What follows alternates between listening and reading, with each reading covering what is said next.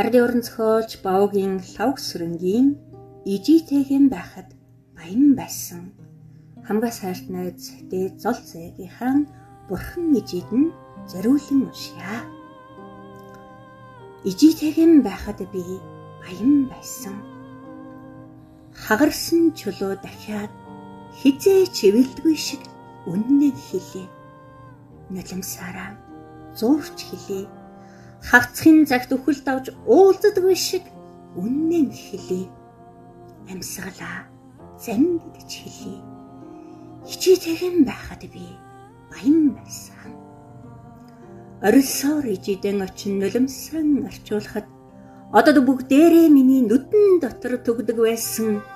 Ижий минь нинээгээд над руу ирэхэд энхэн замбуу тэрийн наран над дээр л асгардаг байсан. Ижийтэйгэн байхад би баян байсан. Арг өөрсөн ээжийнхэн араа үрт гүйхэд арг толгодын элс алтаар л нурдаг байсан.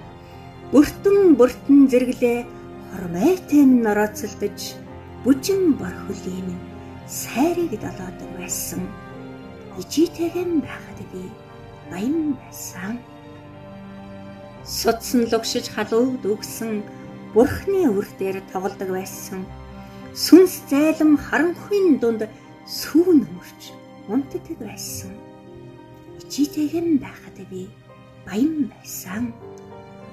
Уулын орой уулздаггүй шиг үннээ хэлээ. Эсэн шатаач хэлээ. Урсгал усан эргэж урсдаггүй шиг үннээ хэлээ. Цусаан буцалгаж хэлээ. Ижийнхэн амарлснаас хойш би гуйлагчин болсон. Гэхдээ энэ хорвоогийн үхлээс бусдыг тоож гойхгүй гуйлагчин болсон. Ижийтэйгэн байхад би баян байсан.